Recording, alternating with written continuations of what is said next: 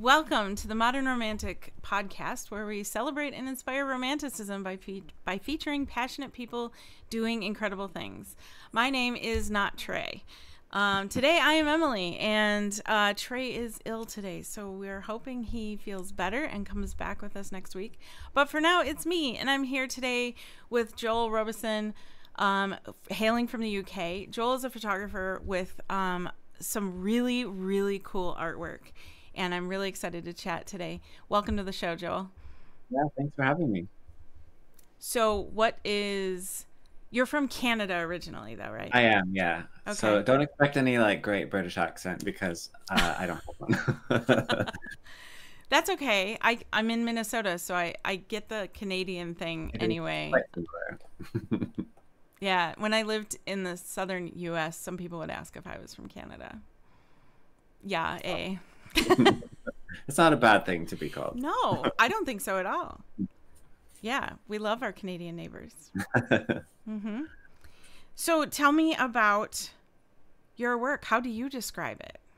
Yeah, that's a good question, and I think it's an answer that changes all the time. Mm-hmm. When I first started, I kind of struggled calling myself a photographer because when you say that you're a photographer, it conjures up this idea of like portraits or weddings or like very Mm-hmm.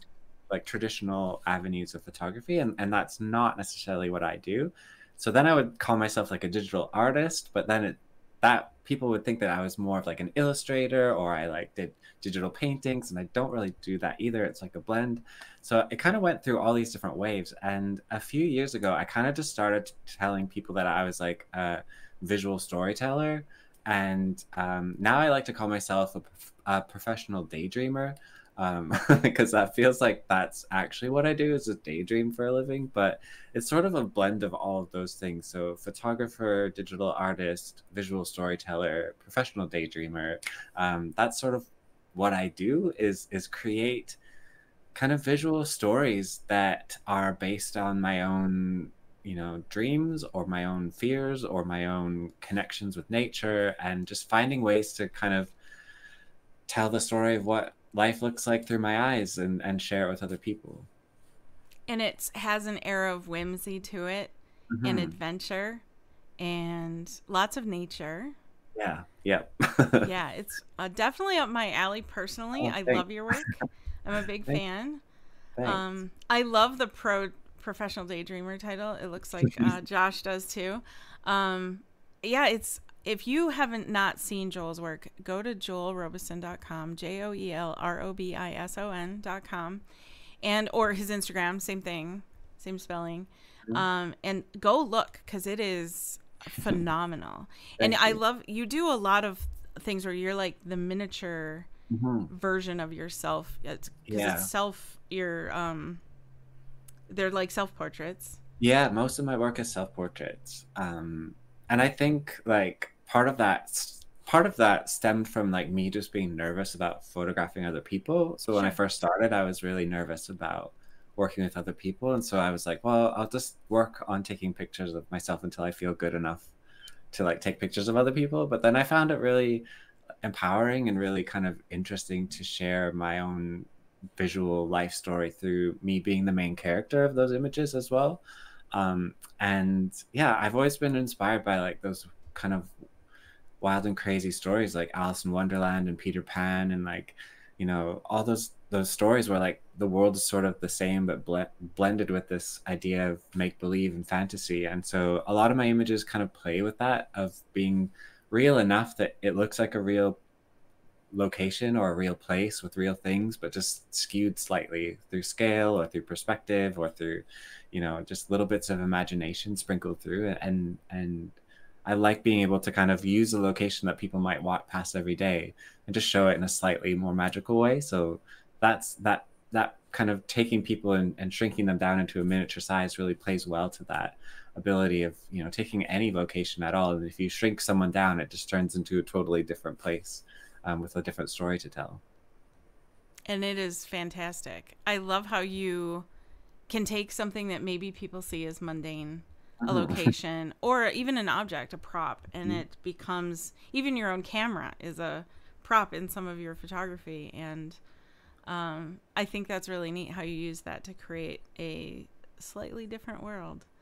Thanks. Yeah, I think part of it is just that we, there's, I like to think that there's magic everywhere and that there's Mm. sort of storytelling can happen anywhere and everywhere. And you don't have to have, these beautiful locations, or you don't have to have this great selection of all these, interesting props or items to use. You can literally just pick up a pencil and create a story with it, and create something really cool with it. And I've always been kind of thrifty, and I've always been sort of just use what you have around you. And when an idea comes and I just have the right things around me, I'll just go out and create it. And I think that, that's the joy of being an artist, is that you just get to pull these sort of creative ideas from anywhere and just see where they go. And I love the whole process of it. Yeah, it's evident that you Right. do. I think there's part of you personally that I think the wonder that you are able to portray in these photos is I think it's cool because it's like you're really there, but you're Mm. also really there in your mind. Like Mhm. this is also your world. Yeah, definitely. I've always been a really curious person, and I always have loved sort of exploring and wandering and just like looking around. And I'll always notice things that when I'm walking with other people, I'll be like, "Did you see that?" And they'll be like, "No, we walked right past it." And I'm always just sort of like keeping an eye on things. And I think that that really shows in my images. I want Mm-hmm. them to feel like, you're stumbling across a scene that, maybe if you didn't look twice, you would have missed it. And that's sort of my idea, is to show people that, look twice at something, or just look a little bit more careful at something. You might see something special or magic. And I like to infuse that idea into my work. Those little details that others may miss. Yeah. Yeah. Um so when you were first starting, Mhm. did it take you very long to find your own style? It kind of did. Like when I was younger, when I was a kid growing up, all I wanted to be was an artist. So, when you're a kid and people are like, "What do you want to be when you grow up?" Yeah. That was the only answer I had, and it was very specific. I wanted to be an animator at Disney. Oh, That was like yeah. the job I wanted. Like no, nothing else was good enough. That was it. That was it. That was it. And I kind of got to like high school and realized like I maybe didn't have the skills that you might need to work at Disney. I really loved drawing, but I, wasn't world class level at it, and Okay. so I kind of just shoved all kind of creativity aside, and I just, was like, well, that's not for me, I guess. And I just went into kind of normal life, went to school, went to college, started a regular job, and then I felt like this kind of big part of me missing, and I tiptoed back into being creative, and it took a long time. And it was like a crash course in all sorts of different styles of creativity. So I tried drawing and painting and pottery and all different stuff, and nothing really felt like it was coming together. And then I came across kind of this conceptual or creative photography online, and I kind of got, it was like this little spark ignited in the back of my head. And I was like, well, that's different. And I'm from a small town in Canada. We didn't have a lot of exposure to kind of this creative style of photography. And so that spark just kind of grew and grew and grew. And very quickly, I realized that, I wasn't that interested in taking pictures of clouds or flowers or, people necessarily, but I really wanted to maybe use my camera and Photoshop to create images that were the ones I would have drawn if I could draw. And so that's sort of where that style came from. Is like, if I were to draw this, what would it look like? And can I use my camera and Photoshop to do that instead? And very quickly I realized that, yeah, I can do that. And it just led me down this wild path that I've been on for like 12, 13 years now. Very cool. Did you have any, like, for some of us, getting in front of our own lens is kind of not a comfortable thing. How was that for you? Yeah, it was tough. I didn't have a very easy time growing up at times. I was bullied quite a lot, and I had a really low self-esteem, and I was quite introverted, and spent a lot of time like pretending like I didn't exist. So then suddenly when I was putting myself in front of the camera, Mm-hmm. forcing myself to exist and like taking photos of myself, it was really a strange experience. And it took me a while to like feel okay with like seeing what was there. Yeah. I think, you know, we don't always like the way that we look when we look at a picture of ourselves. And I think for me, it took me a while to understand that. And then, you know, as I kind of grew up and started looking more at, you know, life as a whole, I realized, you know, there's such a privilege in being able to grow older and get to see yourself age and to see yourself progress through your own life. And I think that's been one of the unexpected joys of doing kind of self-portraiture, is that I look similar as I did 12 years ago, but I'm older, and Sure. you know, I get to see myself change, and but I also get to see how my life outside of the way I look has changed as well through those images. And I remember one time I had taken this photo. It's like a really close-up portrait, and I had sort of like face, like paint kind of on my face, and I was looking at myself in the screen of my computer face to face, and it was like life size, and I realized like I hadn't looked at myself in 5 or 6 years, like looked at myself in the eyes, and it was a really powerful moment of, you know, seeing myself and acknowledging myself, and like it was a really cleansing time to just like say, this is who you are now, and this is, you're grown up, you're a man, and like this is the life that you have, and look at where you've been, and look at what you've done, and look at what you want to do. And yeah, it is sometimes difficult, but it's also hugely rewarding. You get to have this sense of like presence that I think I would miss if I didn't do that. That is brave, but so so cool. There's a little bit of wisdom there too. I mean, I think if you can have the guts to do something like that and then grow from it, is, yeah, that must be also pretty rewarding. Definitely. I think, you know, there's been times when it's been difficult, or when I haven't been in the mood, or I want to create something, and I just like to put myself behind the camera and in front of it. It's a lot of effort to do that, and you know, it's always rewarding. There's always a reward at the end of it, even if you have to work really hard at it. There Mhm. is always that reward, but it definitely has felt really good being able to work through all of that together. And you know, there's always funny stories as well. Like when I'm out there by myself, you know, someone walks up to me in the middle of me doing something kind of weird, like to explain it to them, or you know, when I'm bringing my friends along, and like, just give me a minute, I got to do this really quick, and Yeah. like, it is kind of funny. There's always a funny story to be told, so that's part of it. Well, I love that you have the guts to live out loud to that degree in your friend group and just in the world. I think that's how it should be. And obviously some really cool art is coming out of that as well. Thanks. When do you ever go back and edit old images? Like some photographers do that. I personally don't, but it's maybe not having the. I like to look forward. Yeah, I think it would be interesting to go back and see how, you know, my skill set has changed and my technique has changed. I think the vision is probably quite similar, but Mhm. the actual skill level is probably improved. I definitely have gone back and fixed things that needed to be fixed Mm. if I was printing it. Like I've Oh, had sure. some commissions, and I'd be like, oh, I got it. Like, what was I thinking that that was okay, that it looked like that? But so I had to like do a couple, like get rid of some things that I forgot to get rid of, and like, oh God, like I'm glad no one noticed that, or no one said anything at least. But I think for me, it once the story has been told, the story's been told, and imperfections are a part of life. And Mhm. you know, what I created 10 years ago or 12 years ago is what it was for me at that time. And you know, if I edited it in a certain way, I must have thought that looked great, and now I might do it totally different. And Yeah.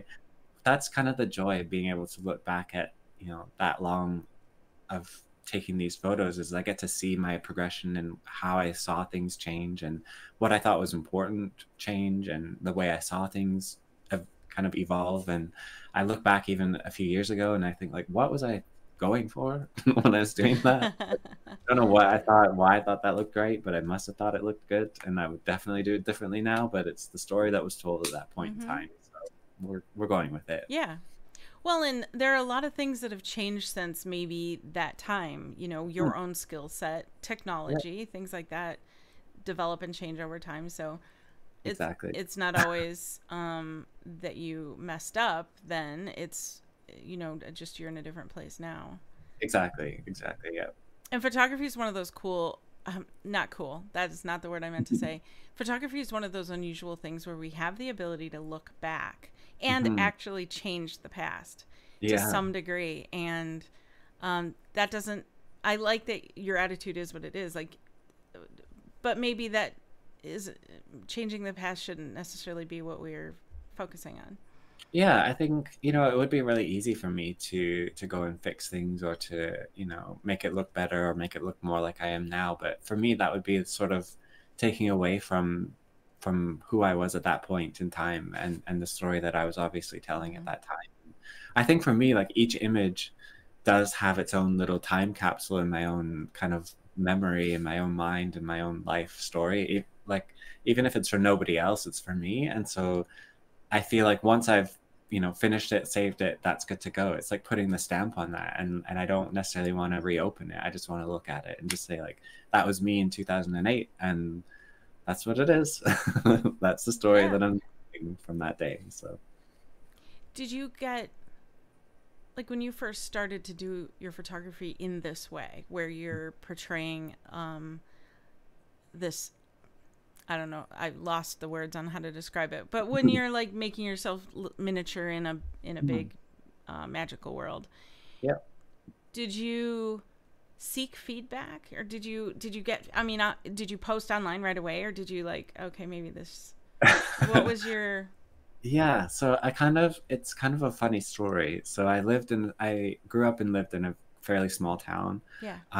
And I was really nervous for some reason about people knowing that I was taking these photos. Oh, there's a dog. Not a ghost.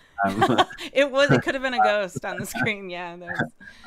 Yeah, so I was really nervous about, taking these photos and people thinking I was weird, or whatever it was. And so I kept it a secret. And so I was posting them on Flickr. Flickr was sort of like the social media for photography at the time. So this was pre-Instagram, pre-Facebook.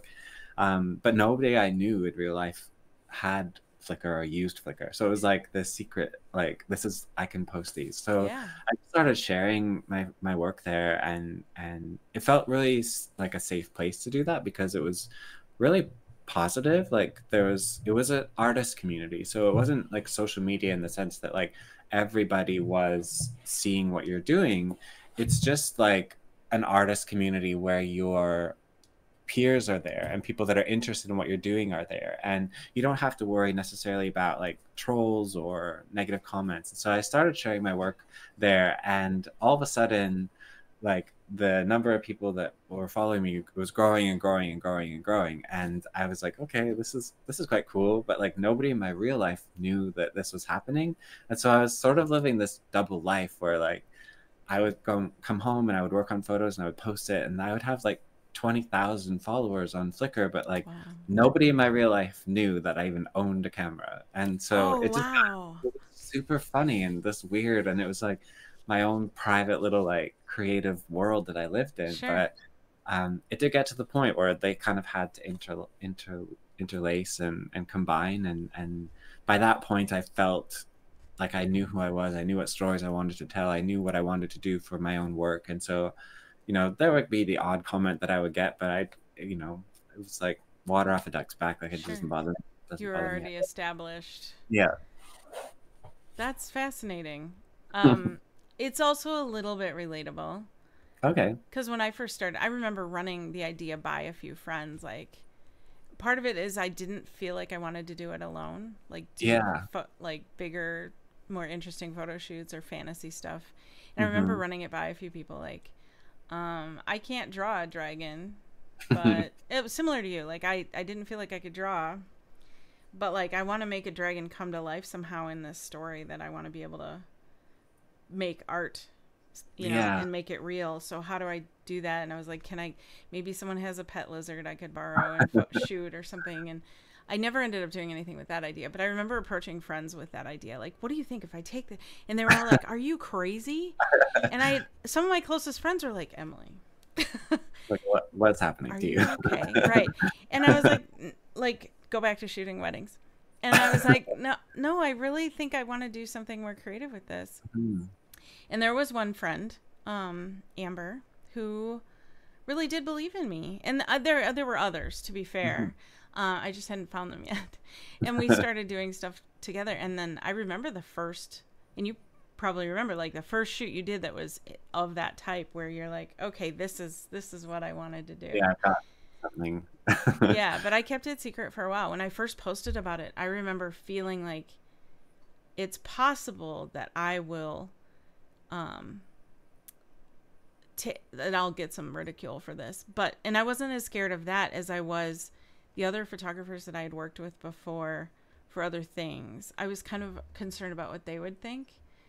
And it's silly of me now. Like, I look back at that former self and I'm like, all right, come on. But that's how I felt. I was nervous about making them feel threatened, or making them feel, I don't know, something negative. Which is funny because it's like it's your work about like stuff that you want to do for yourself, and like we're still so sensitive to like how it comes across, or like it's hard, I think, when you're shooting, you know, more traditional work where it's more client based, or you're shooting portraits. It's like easy to kind of separate yourself from the work. And I think when you're creating stuff that is coming from your own creativity or your own heart, it's like you want to make sure that it's going to be treated well when it goes out there into the world. And so yeah, it is really tough. I think I was nervous and I still get nervous, like if I meet someone that's not a photographer or that doesn't know what I do, and I tell them, and then I see them like follow me on Instagram, and I'm like, oh,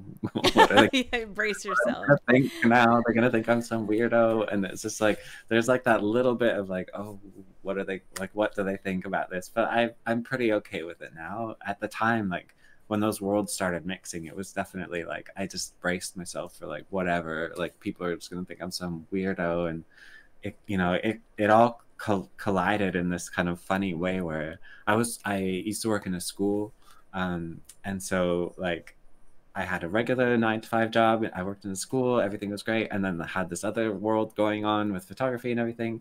And my brother's friend worked at the newspaper, and she suddenly somehow found my Flickr account, and she's like, "It's amazing, I want to write an article about you." And I was like, "Oh no." Like, oh no.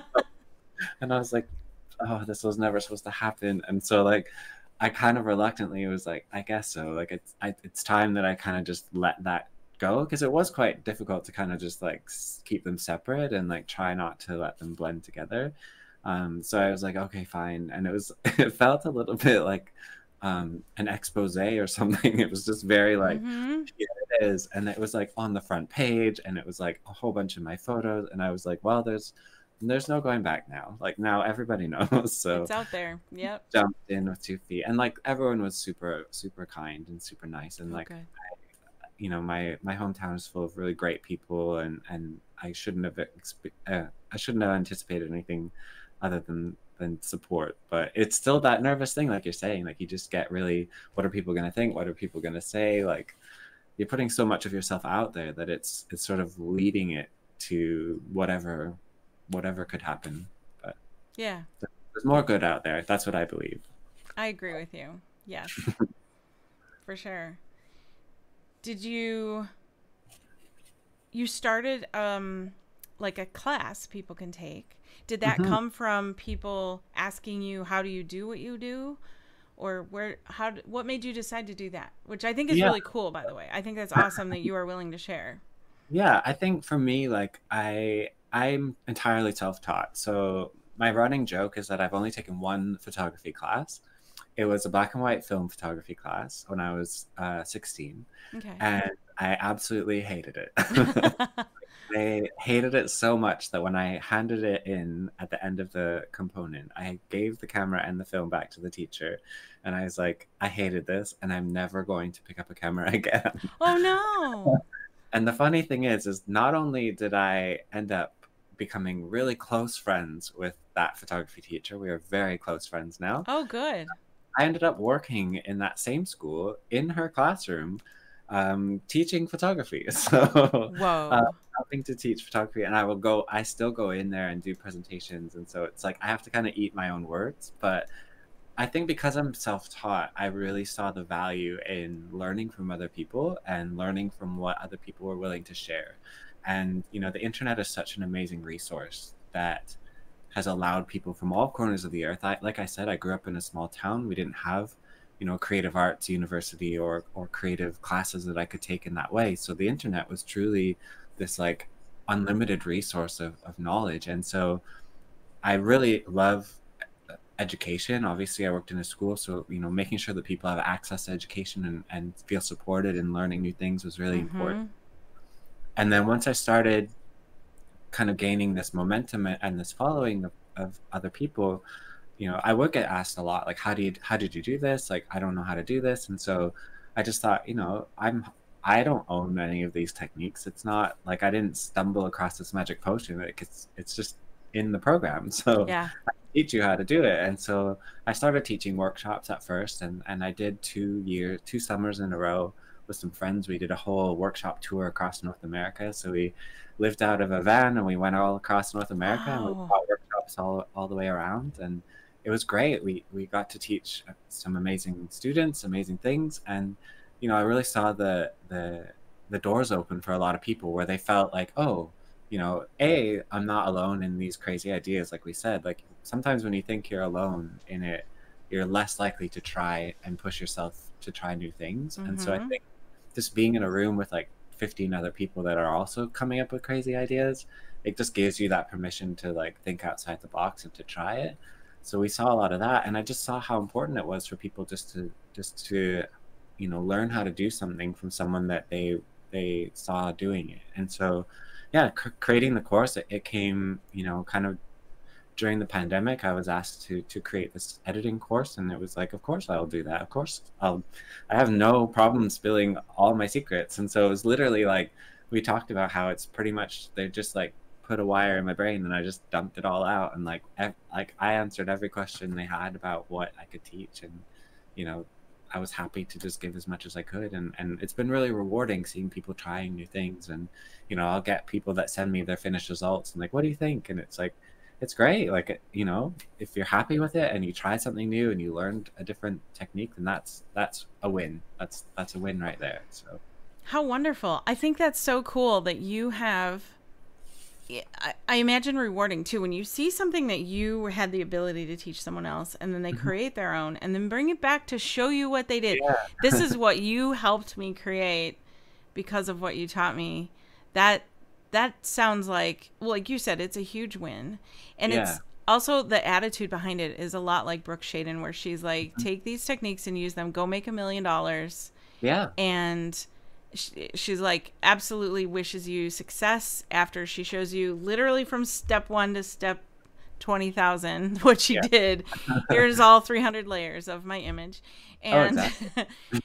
and I think that's, when I first heard her say that, I was like, what are, I lived in a world where everything was proprietary. And so my brain went, what are you doing giving this away? I kind of like that, but also it feels like you shouldn't. But you know what? Yeah, everybody has their own style. There's no, even if people go out there and try to exactly copy you or her or anybody, it's not really going to be a copy. It's still their own version. No, exactly. Yeah. So, and I think for me, like, I always just wanted people to learn the technique, and then just like, now you know how to do it, now you can put you into it. So like, doing it is really just pushing some buttons and clicking a mouse around. Like that's the doing it, but it's this part of it that I can't teach someone how to do it. So it's like, that's each individual person's magic ingredient, special ingredient.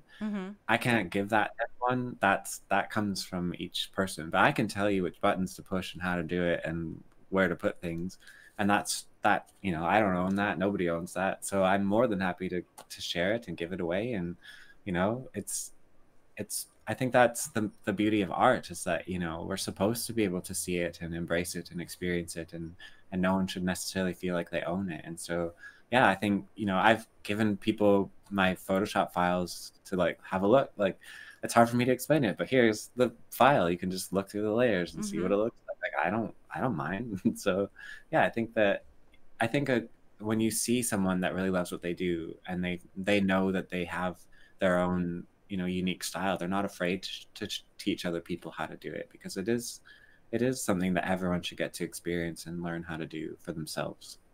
And the creativity does come from you, the artist. Definitely, yeah. Is the creativity portion, and you're right. You can't teach that. That's something. Yeah, and I think I think for me, like I do try and teach people how to, I think that we are all creative. I think that we're born creative beings. As you know, I always say, like when you're a little kid and when you get given a sheet of paper and someone's like, draw your family, you draw them in the funniest way possible, like long little legs and like 20 fingers, and like you Mm-hmm. just draw whatever, you just draw it. And it's super creative, it's super funny, and it's super you, because that's what you see the world as being. And as we grow up, we just learn to like shut those doors in our brain of like, that's not what that looks like, that's not what that looks like, that's not what that looks like. And we just end up being so uncreative and just so narrowly, you know, fixated on what reality is or what we're supposed to be doing.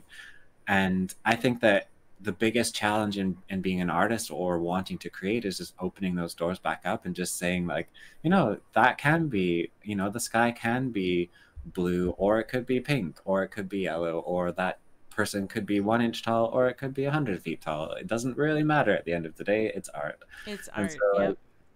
I spend a lot of time trying to teach people like how to daydream and how to unlock those doors in their mind, and like what I do when I'm feeling a little bit blocked. And you know, because I do think that I think that's the biggest thing that people would say to me is like, oh, I could never do that, I'm not very creative, or I'm not very artistic, or I don't have those ideas. I'm like, I bet you do. Like I bet if I sat here for an hour and just like let you slowly feel calm and you know, okay enough to start unwinding those kind of ideas of what things are supposed to be, you will have something that comes out that is creative, and Mm-hmm. you will have an idea that is a little bit out there. And it's just letting yourself sort of follow that, it's a little bit out there, you know, path, and then that's the end of it. Yep. Absolutely. I'm 100% on board with this. You are exactly right. I've done a little bit of public speaking, and it's been on creativity. And it's Mm, interesting how if I go into a room of people and I'll say, okay, everybody raise your hand if you've been creative somehow in your life. And a few will raise their hand. They're, you know, they're used to having some level of art, or, you know, they understand creativity. And then there's other people when I say, okay, now raise your hand if you don't think you're creative at all, because I hear it a lot too. And it'll be a shocking number of people that will raise their hand. And I'm yeah, always blown every time. It does not fail. I'm always blown away at the number of people that don't feel they're creative. And the yeah, thing that I've found it comes down to many times is like if you were to ask them to draw their family, the pressure that they put themselves on because they're 40 instead of 4. hmm, Because at 4 years old, a child has no pressure to draw accurately. They're just no, going to dive in and make stick people, and they're going to be, like you said, 20 fingers and whatever. And yeah, it doesn't matter to them because they're just drawing their family, and they have the full ability to let themselves go and just do it and experience the moment. And for some reason, that's harder when you get older. And they yeah, put this pressure on themselves like they can't draw like they would have when they were 4, even though they don't have any more skills to draw than when they were 4. yeah, And I'm always trying to unravel that when I'm doing these public speaking things, because I'm like, no, if you altered a recipe, you are creative. hmm, Ever. You know, if you yeah, ever switched up something or did troubleshooting in some way, you are creative. yeah. And I think people, they think if you know, creativity or doing anything creative, it has to be this big grand gesture with all these, you know, I have to have a big canvas with a bunch of paint, or I have to, you know, create something out of clay. And it's like, it really doesn't. Like if you write like a 3 sentence poem in a birthday card, that is creative. Like that's great. If Mm-hmm. you decorate a cake, like that's creative. Like embrace it and take it somewhere and see what you can do with it. But I think, yeah, I think we assume that creativity is like a born thing, and that you're just kind of bestowed this thing, and it's every, you know, one set of 100 people get this thing. And it's not like when I play Legos with my nieces and nephews, like they don't have that, like this isn't right. And like even when I think that I'm being creative in the Legos, and they're like, Uncle Joel, that's not what that looks like. Like, all right, it's like they have their own creativity. And I think that, yeah, it's just reminding people. And I think that that's been really difficult, I would say, in some people's reaction to what I do, because I'm, you know, 40 now. I'm a grown man, and like this is the work that I do. It's very whimsical, it's very childlike, sometimes it's very dreamy, it's very out of the box. And I think people still kind of are like, well, that's different for someone that you know, I would assume wouldn't be creating stuff like that. And you know, creativity doesn't have that. Like when I look at the people that I looked up to as a kid, like Walt Disney and Lewis Carroll and all those storytellers, they were well into their middle age, late stages of life, and they were still incredibly creative and still creating without boundaries, without limits. So it's just something we have to give ourselves permission to be, is creative. Absolutely. Give yourself permission to be creative. Thank you for inspiring me to break out the Legos, because that is one of my favorite things on earth. Oh, for sure. Yeah, we used to have a huge Lego set growing up. It was just like a bunch of random pieces, I think. I don't know if we really had many holes. Maybe like the castle set. But yeah, like, and yeah, that was one of my favorite. I think we have some Legos around here. Oh, they're great. Yeah, we used to put them in old ice cream buckets, and then that's how we stored them. And other things would get mixed in, so you'd have little toys that weren't Lego, you know, because you can mix them up. Of course. Also, Lego and train sets go well together, because you can build bridges and all kinds of things. Perfect. Just saying. Perfect. You also, this isn't really in the vein of art necessarily, but you also run marathons. Yes? Yeah. And I realize this isn't an art thing, but I'm wondering if it ties into your art somehow. I think a little bit. Like, I kind of started both at the same time, which it sounds absolutely chaotic to be like, I'm going to pick up a hobby that's going to take over my whole life, and then I'm also going to take up another hobby that's going to take over my whole life. But I think they both have helped me in different ways. I think it's all part of who I am, and I think, you know, when I was growing up, I was not athletic at all, and you know, I'm assuming that, you know, Canadians are quite closely linked to like kind of Minnesota and that area where like winter sports is a big thing, and if you like, everyone plays hockey, everyone skates, everyone skis, that sort of thing, and like I can do all those things, but I was never drawn to it. It was not my thing at all.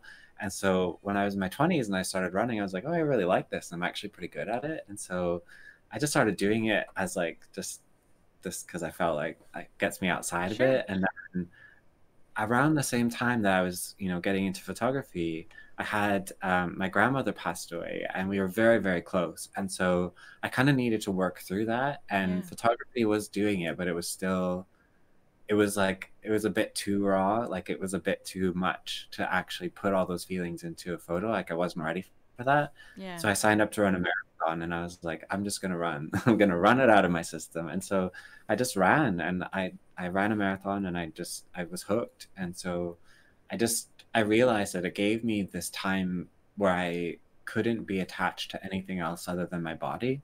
So like I couldn't be on my phone, I couldn't be on my computer, I couldn't be with my camera, I couldn't really be with anyone else. So it's like the only time in my life where I was just by myself. And like I don't always run with music, and I don't always run with other people, and so it's just me by myself out in nature. And it really just gave me so much time, and like I felt like I was being given like this luxury time to like just process everything. And like in that span of those first few years of me running, I really just processed so much stuff in my head of like stuff that I had gone through, stuff that I was going through, stuff that I needed to, you know, deal with. And it just like unwound all of it in my head. And it's just like I always like to say like I just sweated it out. Like it was gone, it was gone, it was gone.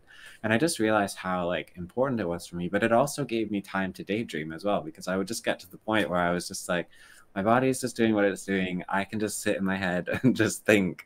And like I would just come up with ideas, or I would work through what I wanted to do. And it was just like this free time where I was given to like do all that stuff. And so it does work its way into itself, where I can kind of use it as an excuse to kind of brainstorm or come up with ideas, or even location scout. Like sometimes I'll go for a run and be like, oh, I got to come back to that because I saw a really cool thing that I ran past. So I got to go back and look at that. So it all works together. And I think for me, it's nice to have a hobby that is so different than kind of my work that I do. So like just being able to do something totally different, and focus my energy, my attention, you know, have friends that do different things than my photography world, It's been really beneficial. It's been very rewarding as well. I'm sorry, I'm going to take a quick break because I'm having an audio issue. Oh no. Yeah, it started to it's my earbuds, I think. Oh. There we go. I think we're good now. Okay, perfect. Yeah, we're good. I can hear you now. Cool. Okay. I was going to ask if you ever were running and saw something and you were like, wait, I need to photograph that. All the time. Yeah. All the time. Yeah. And I think like when I lived in Canada, like I would just run in the mountains and it would be beautiful and like you get to see beautiful landscapes. So it was like a mental note of like, come back at this time, like this is the sunset's here. So it kind of gave me this like mental note of stuff. And now that I live in the UK now, and it's like I can run to a castle, or I can run to these Yes. abandoned ruins, or like a witch's cave, or like all these like crazy stuff. And it's just like it just gets my imagination going because it's just like I'll run to like a castle and be like, okay, what story could I tell here? And like I'll think about it while I'm running, and it's just like, yeah, it definitely like opens up my mind to thinking about different stuff and thinking about new ideas and kind of combining them into one for sure. That's one thing I love about the UK. I've been there a few times, and the first time I went, I remember thinking it was the coolest thing to be on the train, and you're going past these fields, and there's sheep, and there's land, and there's rolling hills, and it's beautiful, and then up on the landscape there's a castle, and here's another one, and here's another one, and I'm like, wow, I did not realize how many little castles and castle-like buildings there are everywhere, and how the I don't mean to say this in a negative light at all, but when you grow up there, you probably don't realize like how much not like that it is here. Yeah. I think when I moved here, like when I first moved here, the people I lived with were just like, I didn't even know that was there. Right. Like, I know. I even heard of that. How did you know about that? I'm like, I went for a run and I saw it. Right. Like, and I was like, so, that's the coolest graveyard I've ever seen. And then exactly. Yeah. I have a thing for old ruins. And so that spoke to me when I was there. And it's Yeah. harder to find them here. Yeah, it's a challenge, and it's like it's funny because like last year I was kind of doing this challenge with some on Instagram, and I'd be like, tell me how long I should run, like run until I see this. And so someone was like, run until you see a castle, and I was like, well, that's only going to take me 10 minutes. So like I need a bit more of a challenge. I need a bit more of a challenge. So it's quite funny. Ah, how glorious that you can run for 10 minutes and see a castle. Very lucky. I could probably see it from the house, actually, if I looked. Oh, that's wonderful. So what part of the UK are you in? Right now I'm in Hampshire, so kind of on the border of Surrey and Hampshire, which is about 40 minutes southwest of London. Okay. So it's called Jane Austen country, so it's kind of where Jane Austen lives. So her house is like 10 minutes away, 15 minutes away. So lots of rolling hills, lots of greenery, lots of beautiful thatched cottages, and very nice to be over here. That is a great area, yes. And you can run to Jane Austen's house. I could, yeah. That is wonderful. I remember visiting Cornwall and trying to drive, and that was fun. And, especially because if you haven't driven in the UK, especially in parts of the old country where there's one lane. I'm not talking about one lane each direction. No, one lane. Yeah. And then there's these walls, and they're covered with ivy, which is beautiful. But you don't realize that the ivy has a really solid stone wall behind it. So you do not risk brushing up against that ivy with your car. Because you will destroy it. Your car, not the wall. Yeah. We were in Cornwall a couple of years ago and like kind of driving around one of those roads, and it was like first we had to wait for like a bunch of sheep to cross the road, and then we were driving and it was just this narrow road. And we turned the corner and there was just a double-decker bus just like coming down the road. I was like, surely that can't be allowed on here. What do we do? Right.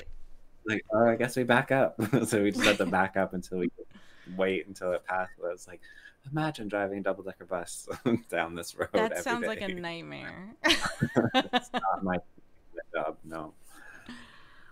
Oh, what a great adventure, though. Definitely. What cool It's definitely stories. been like I think moving here is been a challenge for sure, but it's opened up my ideas and my creativity in lots of different ways. And yeah, just being able to absorb stories from different places that I never would go to it's been really rewarding. And just being around some really incredible like places in history has been really cool as well. Like I've been working on this series of images this year around trees, and a month ago I went to visit this ancient tree that I've been wanting to visit for a long time, and it's probably about 40 minutes away on the train, and it's near Windsor, and it was like where the Magna Carta was signed, and they said that's where Anne Boleyn and Henry VIII got engaged in front of this tree. And it's like just this incredible yew tree, and it's just to think of like it's 1,000 years old, and it's lived through all this history, and like kings and queens and everyone have like stood right here touching the same stuff that I'm touching. It blows my mind, but it's like it gives me so many more stories to want to try and create and tell through what I get to see. So That sounds amazing. I felt that way too when I was in Edinburgh, and there's like a chapel from like the 1300s, which just yeah, kind of blows yeah, my mind about the age of this chapel. And it has this tiny little stained glass window in it. And I was like, they don't, that's the other amazing thing is they don't rope things off like we do here. no. So you can touch those walls. You Yeah. could touch that window. Maybe you Hmm. shouldn't. And I feel like I was super respectful because I feel like that's somehow Yeah. sacred, but like the fact that nobody was really been watching, like, Mhm. yeah, just go in there and check out the Yeah. chapel. That was so amazing though. And that there is such history there is, Mhm. it has a magic of its own. Definitely. One of my favorite places to create in is it's about 15-minute drive, and Hmm. it's this old ruined abbey, so it's called Waverley Abbey. Oh yeah. And so it's about 1,000 years old, and then it was kind of partly demolished when Henry VIII demolished all of the abbeys and churches and stuff in England, and it's just in ruins now. But it's like you said, like it's just in the middle of a field, and like there's no one else around.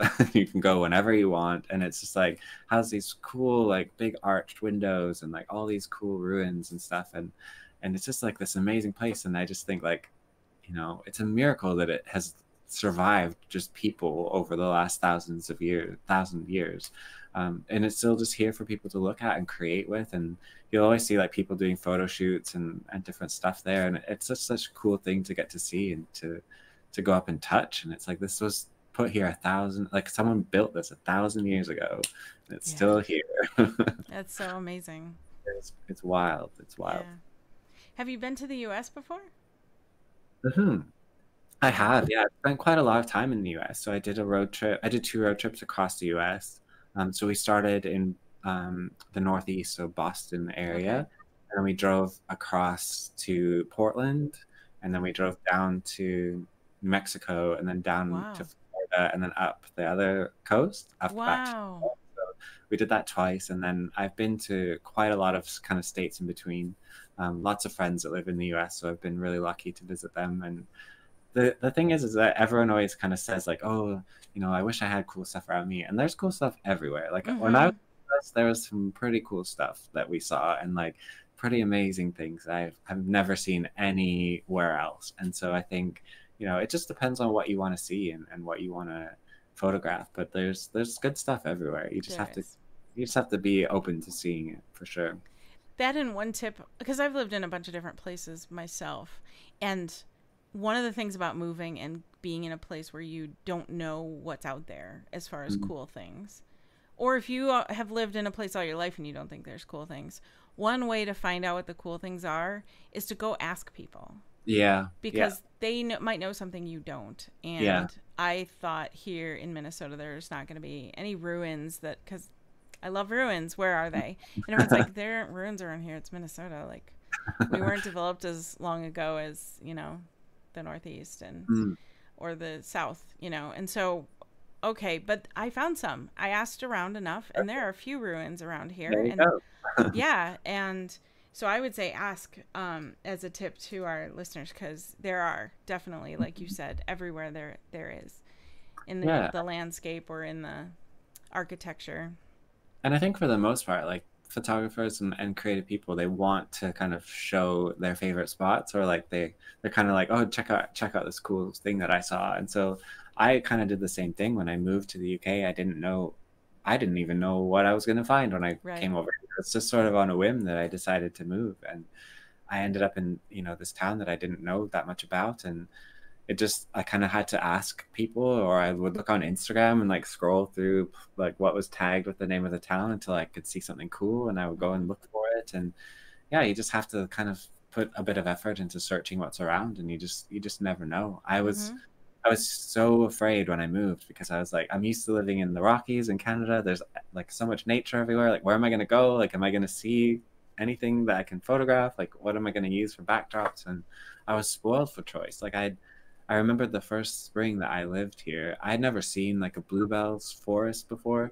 Oh, And I went up into this woods that was near where I lived, and the whole forest floor was just bluebells. It was just like blue. wow. It was just like, it was like magic. And I was like, this is incredible. Like, I've never seen anything like this before. And just like, it's only there every year for like 3 or 4 weeks, and then it's gone. And so like you only get it that time. And like every time I go every year, and I'm Yeah. still blown away. Like, this happens every year.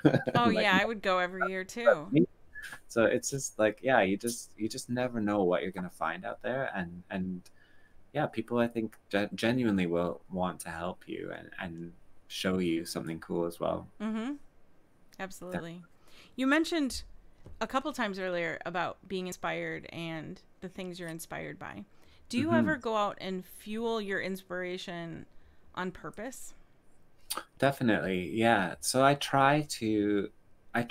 would say like my creativity comes in two ways. It's like one where I like purposefully sit down and I like daydream, or like try and come up with an idea based off of something I'm thinking about or feeling, or a word that's been buzzing around in my head. Or I will just sort of kind of open myself up to absorbing whatever comes my way. Mm-hmm. And I think, I love going to museums, and I love going to performances. I love going to shows, to concerts. I love looking at other people's art. I love just being around different types of art that I necessarily don't do, because I just think that when you see other people doing what they love to do without fear, or just doing it because they love doing it, if anything else, it just reinforces that idea that like they're out there doing it and I should be doing it too. And so I think all of those things together really do help fuel that creativity when I'm not even thinking that it's doing that.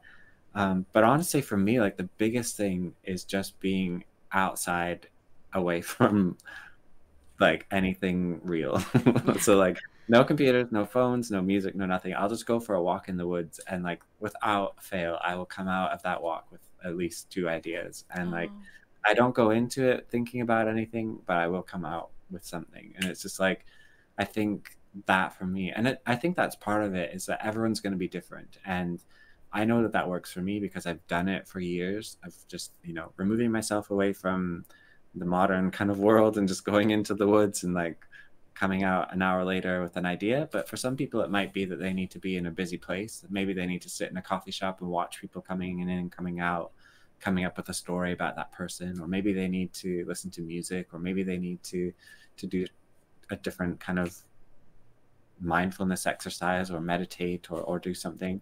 It's just taking that time to learn what works best for you, and giving yourself the permission to do those things as well. And I think for me, like that's why I joke that I'm a professional daydreamer, is that like that's actually a crucial part of my job. It's like Mm-hmm. giving myself the time to daydream, because that's the first step in actually doing all of this, is like coming up with a good idea. So it's like I will just say, you know what, it's Tuesday, the weather's nice, I'm going to go for an hour walk, and we're going to come up with something while I'm out there. And with that, I don't think I've ever had that not work, to be honest. Not, fingers crossed that it keeps. That is wonderful. That is, I love what you're inspired by, and your work that comes out of that. I think that's fabulous, and that you're willing to share it. I think that's um that's really amazing that you give back in that form as well. I think that's helpful to the community and to the world. And one thing I wanted to ask is, because you do teach other people how to do it, if you had one thing you wanted to portray, if nothing else, what would you want to say to your students? Or, you know what? I just lost audio entirely. Hold on to that thought. Can you hear me now? Yeah, I can. I'm sorry. I'm gonna have to edit that out. Go, please start over.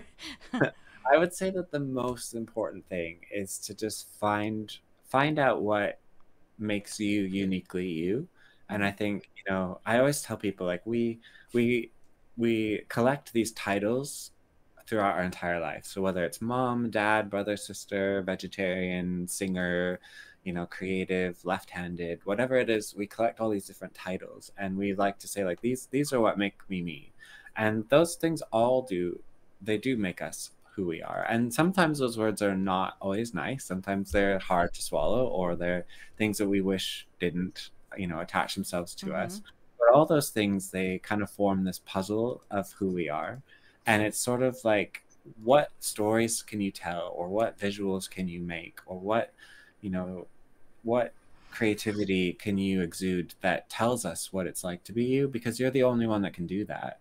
I can never tell the story of what your life is like. No matter if we talked for 100 hours, I would still never be able to tell the world what life was like for you in the way that you would tell it yourself. And I think that's the key to it, is like, I can teach someone how to use a camera, and I can teach them shutter speed, and I can teach them how to use layers in Photoshop. And those are really valuable tools to learn, but I will never be able to tell someone what life looks like through their perspective. And the sad joy of life is that we only can do this once, as far as we know. And if you don't tell us your story, no one's ever going to know it. And that, to me, is the saddest thing, is that there's so many stories that we'll never know because people didn't have the courage to share them. And I think that's my biggest wish, or my biggest, like, ask when people take a course of mine, or they ask for advice, is like, just tell the story. Just tell the story. It doesn't have to be perfect. It doesn't have to be great. It doesn't have to be, you know, told in this epic format. Just tell the story. Tell it. That's the most important thing. Just tell the story. Mm-hmm. I love it. That is perfect. Thanks. Well done. Well, you know, this has been such a joy to chat with you today. And I love that you said yes to being on our show and spending this time with me. And I'm really, Trey is sick today, and I'm sad he couldn't be here, but I'm also, like, really kind of, it's been cool to just be able to chat with you myself. Yeah. And so I hope Trey gets better and can join us again soon. But for me personally, this was really cool.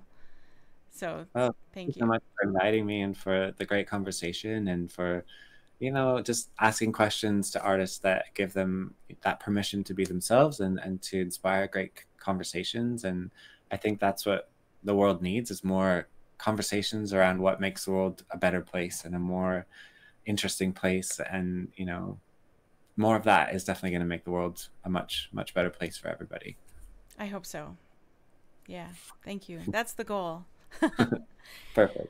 Well, this episode, along with probably every episode, is always in memory of Joe Compone, our moderator, fellow comedian, passionate encourager, and greatly missed curmudgeon friend. Find us pretty much wherever you tune into podcasts. For updates, announcements, and more, please follow us on social media under Modern Romantic. And in the meantime, go play with Legos, go make art, and tell your story. Definitely. Tell your story. Thank you, everybody, for being here. Have a great day.